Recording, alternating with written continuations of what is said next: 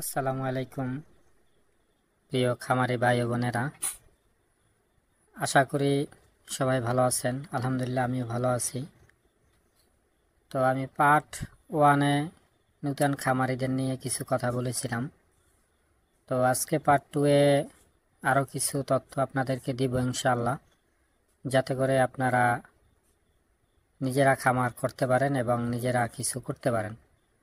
তো আসলে মূলত আমরা গ্রামে প্রান্তিক পর্যায়ে যারা থাকি, আমাদের মা চাচিরা 5টা-10টা মুরগি পালন করে। একসময় দেখা যায় কি তাদের মুরগিদের অসুখ হয়ে একেবারে সবগুলো মারা যায়। তো আমরা পাশাপাশি কিছু করি, যাতে 5টা-10টা মুরগি পালন করলে আমরা আমাদের ফ্যামিলির দৈনিক যে ডিমের চাহিদা বা মাংসের চাহিদা কিছুটা হলেও আমরা পূরণ করতে পারি।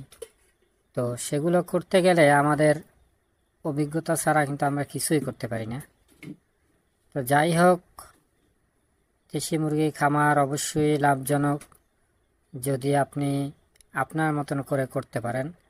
যদি আপনার বাজার ভালো থাকে এবং সেখানে চাহিদা থাকে, তখন আপনি সেটা থেকে কিছু করতে পারবেন। তো দেশি মুরগি খামার করতে হইলে আপনাকে বাজারজাতকরণ করতে হবে। আপনি এমন করলেন যে আপনি নিজে মুরগির ফার্ম আছে, অথবা আপনি নিজে সব কিছু করতেছেন, কিন্তু আপনি লোক দিয়ে বাজারে নিলেন, তখন দেখবেন কি আপনার লাভ কম হবে। সে যে টাকা কমে বিক্রি করবে, সেইটাই আপনার সমস্যা। আপনি হয়তো আপনার 2-1 দিন একটু কষ্ট হবে, আপনি বাজার দেখবেন, বাজার যাচাই করবেন, পরবর্তী সময় আপনি 1-2টা নেবেন। এটা হলো আপনার একটা অ্যাডভাইসের মতন, যেমন অ্যাড আসে না, অ্যাডের মতন। যখন লোক জানবে অথবা আপনার কাছে ফোন নাম্বার চাইবে, ভাই আপনার কাছে বাচ্চা আছে বা আপনার কাছে এইটা আছে ওইটা আছে, যখন সবাই আপনার কাছে ফোন নাম্বার নিয়ে রাখবে, তখন আপনাকে তারা ফোন দিবে। তখন দেখবেন কি আপনার আর বাজারে যাওয়ার প্রয়োজন হইবে না। তো এই জন্য আমি বলি, আপনারা করেন, অবশ্যই করবেন। কেন না করবেন? বাজার দেখবেন, বাজারের চাহিদা কেমন। আপনি দেশি মুরগি করলেন কিন্তু বাজারে চাহিদা কম, তখন কিন্তু আপনি করতে পারবেন না, তখন আপনার লস হবে। তো সেই জন্য আমি আরেকটা ভিডিও বানাবো ইনশাল্লাহ, যে দেশি মুরগি বাচ্চা অথবা কিভাবে করলে লাভটা বেশি আসবে এবং কিভাবে করলে লাভ কম আসবে। তো সে বিষয় নিয়ে আমি আরেকটা ভিডিও বানাবো। তো দেশি মুরগি পালন করতে আপনার অভিজ্ঞতা হচ্ছে সর্বপ্রথম। অভিজ্ঞতা ছাড়া আপনি কিছুই পারবেন না, সম্ভবই না। যেমন আমি বিগত 6 মাস শুধু মেডিসিন নিয়ে ঘাটাঘাটি করছি, সেটা আমি আগের ভিডিওতে বলছি। এখন আমি আলহামদুলিল্লাহ মোটামুটি সফল বলা যায়।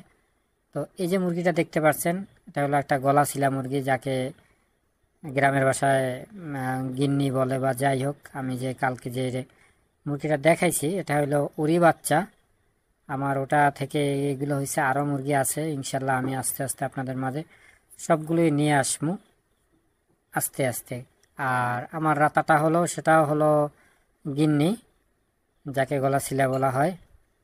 তো সব মিলিয়ে আমার গলাশিলা বাচ্চায় বেশি বের হয়।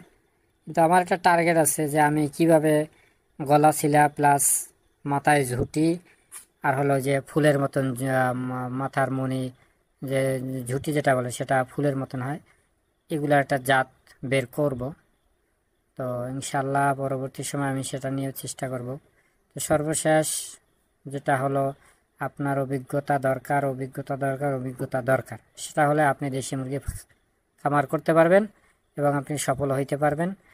আশা করি যারা আমার এই ভিডিওটা দেখবেন, কিছু না কিছু উপকৃত হবেন, এবং আমি সবাইকে দোয়া করি।